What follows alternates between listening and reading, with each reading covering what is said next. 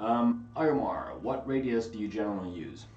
I use a 16-inch radius because, in my experience, or my preferred radius is 16 inches because it feels like a good medium between having a slightly flatter radius for lead playing, and it still feels comfortable for chords without being too rounded over. Too, I don't know.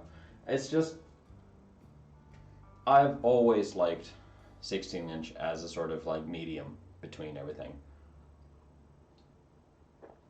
Granted, I could do a compound radius going from one to the other, like a 12 to a 16 or something like that, but I don't know.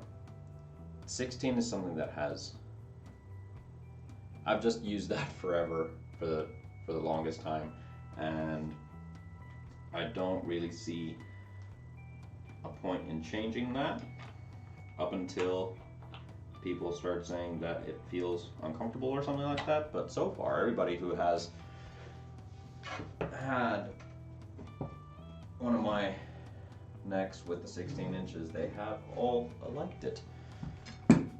So why fix it if it's not broke? And I know that there's at least for Raffin guitars, Stephen will agree that 16 is the best radius for many reasons.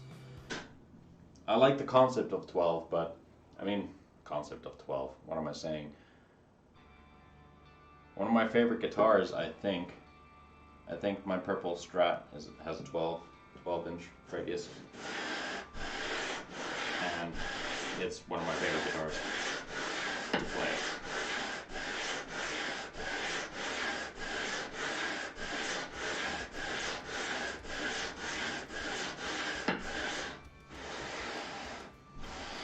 But I mean, once again, it really depends on the kind of player that you are. I will, of course, always ask a client what kind of music they play, just to make sure that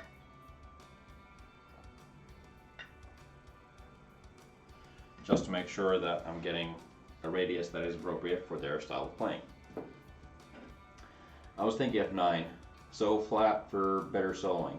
Well, the general idea for radiuses is that a more round radius is really good for chord playing, especially on the lower frets, and very good for bar chords because you don't need to stretch as much, and your hand already has that sort of radius or that sort of contour to it.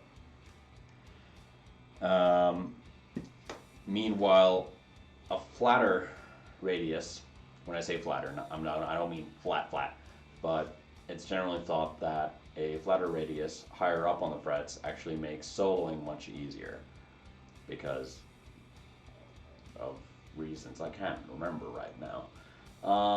Yeah. These are some of those things where it's like I have talked about them and I've been doing things for so long in a certain way that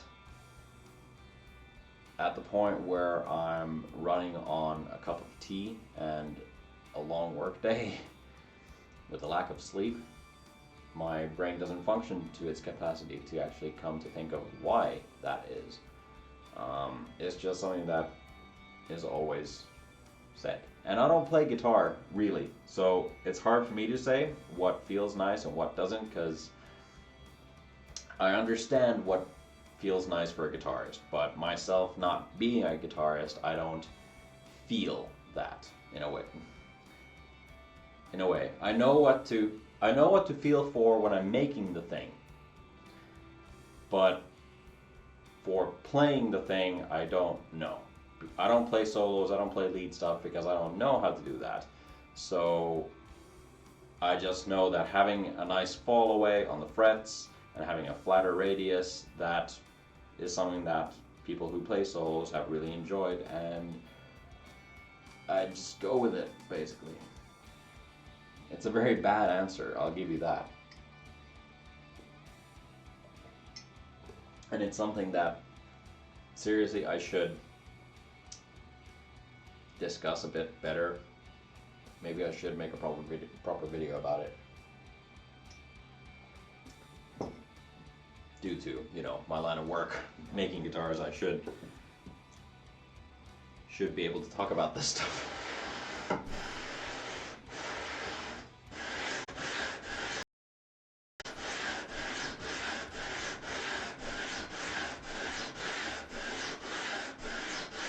Anyway, I'm sure that somebody in the comments on YouTube will certainly let me know that I am completely wrong.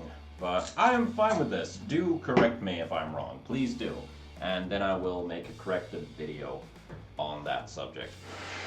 Because I don't want to put out bad information out there. I know I'm not far off, but the technicalities of which aren't coming to my mind. Because I understand the chords and having a rounder radius.